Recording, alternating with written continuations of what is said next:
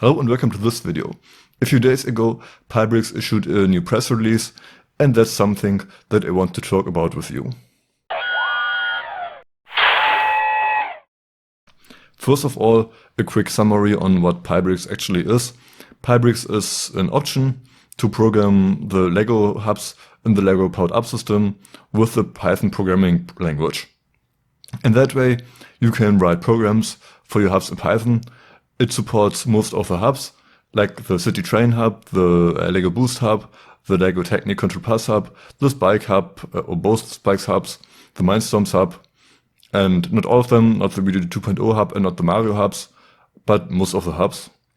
And also, I think all of the add-ons that are released, like the sensors from Mindstorms, the Spike sensors, including the 3x3 LED matrix, which isn't supported by the Powered Up app at this moment, and all of the other stuff.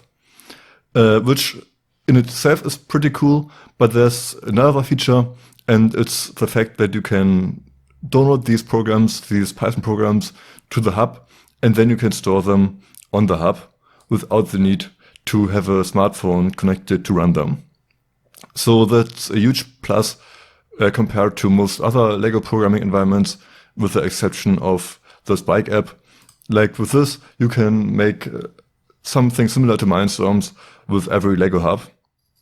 And you can also use this to program Mindstorms. And the big new thing is that now there's a graphical environment or a graphical programming environment for Pybricks, which looks pretty similar to Scratch. You can see it in the screenshot, and now you can use this environment to write Python programs or to write programs that you can run on your hubs and with your hardware that Pybricks supports, which means that you can use this to program basically everything within the Lego Powered Up system, with the exception of a few hubs and so on. That's a pretty cool thing, I think, but there's a catch in that, and that is that this is a paid feature. So you have to either start a 7-day free trial, so you can try it out for 7 days, see if it works, and after that you will have to pay either €5 per month plus taxes, and you can also get a lifetime license for $57, which is like if you want to subscribe to it for a year, you can also go for the lifetime subscription. I think it's cool that they offer options, but of course it's not so cool that they want to have money. On the other side, I can understand that they want to have something for what they've done, because it's a pretty cool system. It's like you can say that it's better than the stuff by Lego directly. It's a pretty cool project with many features.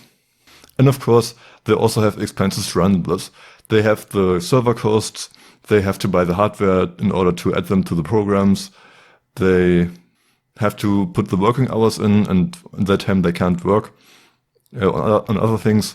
So it kind of makes sense, and it's okay that they want money, but it would be cool if they were sponsored by Lego so that this isn't required. But anyways, now there's this option, and if you want to use it, you can use it if you pay either the monthly fee or the total payment. There's another issue that I have with this payment, and it's that they use Patreon for the service. You probably heard it, but I'm from Europe, and I think that basically in Europe, American services, like US American services, are not seen as secure when it comes to data protection or data privacy regarding to the American government. Like there's also, this might not be so important for private users, but if you are a school and you want to use Lego in your curriculum, and then there's this problem that Patreon, which you need an account for to use this feature, is a US American service, and that has data protection concerns. And there's also no guarantee that this will continue in the future. Like you can pay this $57, but don't get any guarantees for the future of Pybricks. And of course, like I think they will be available for the next year and probably even after that. But it's there's no guarantee that they will be really there. So we will see how long that is available. Anyways, that was it with my concerns. Now let's take a look at the feature. And I already opened Pybricks. You have to use the beta to get the environment. And then you can create a new file. In this file tab, you can click on the plus. And then you can select if you want to use code blocks or Python. And Python remains as it is. It's still free.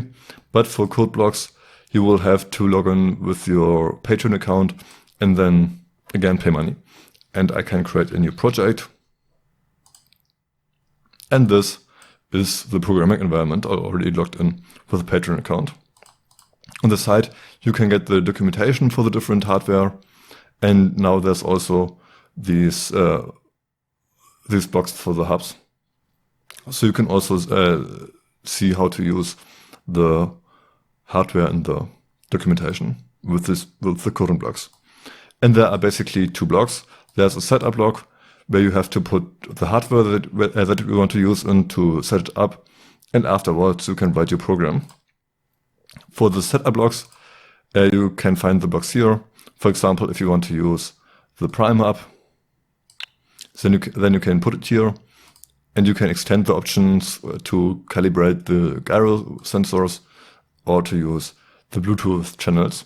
These channels are used for the hub-to-hub communication in Python, but also now in this environment. And you can see that you can't connect the setup blocks to the program. You can only connect them to the setup. There are also blocks to set up the motors and the sensors. For example, you can set up this sensor, or you can also use the color and distance sensor to control power functions motors with this block. But for that, you will have to input a sensor, which then again is this one. If you forgot the sensor, then you will get an error. And I think that this can help developing Pybricks programs, because in some cases you will get easier ways to find errors. There's also the channel, and yeah. You can also put motors here, whatever you like. And then you can write your program. Below that, there are these output blocks to drive motors or to use lights or sound. Or I'm not sure. Yeah, there's beeping sounds. And there's this Bluetooth broadcast block to use Bluetooth in between hubs, like to communicate from one hub to the other one. You can use inputs like the sensors and the motors and so on. You can change the program flow. You can use tasks, including multitasking. Like, there are many options. And what I really liked is that there's also this more complicated math block. And this might make some programs, which might be a bit long, if you don't use this block, much shorter. Like, this might make some calculations much more easy compared to how they would be normally. But I think that it would be cool if there was also a Python block to insert Python code instead of a programming block in between programming blocks.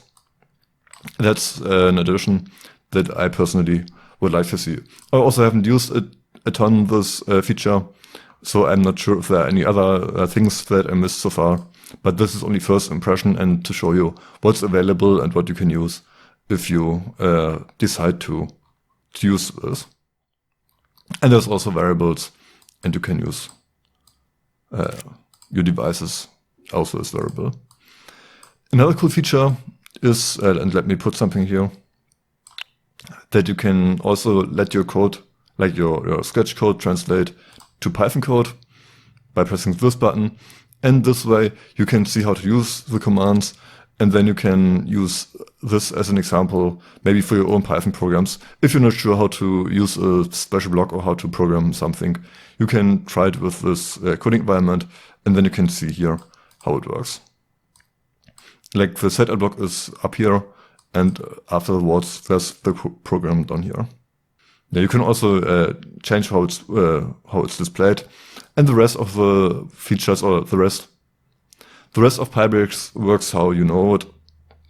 Like, first you have to upload the program to the hub, or the firmware to the hub, and then you can upload the program after you connected the hub. Add to your hub. This was it for my overview over this environment, which is pretty similar to Scratch, but I think it's a bit more complicated than Scratch. And I think that you got my opinion. It's a bit sad that they want to have money for this, but on the other side, it's understandable. However, there are other issues that might come from it regarding the longevity, which isn't guaranteed, and also the data protection issues by using Patreon. But yeah, that's basically my opinion on this. Please tell me your opinion in the comments. I'm sure that there are many people which might find this very helpful because it makes writing Pybricks programs much more easy, and you still get the advantages of being able to use like all of the hardware and being able to program the hubs themselves or store the programs on the hubs, and then you can use the hubs afterwards without the requirement of the computer or the smartphone.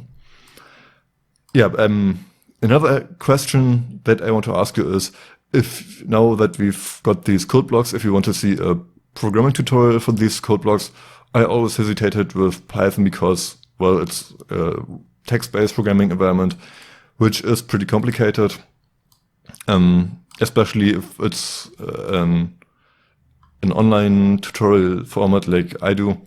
But I think that a tutorial might be able or might be possible with this environment. So please tell me in the comments if you would be interested in a programming tutorial based on this graphical programming options.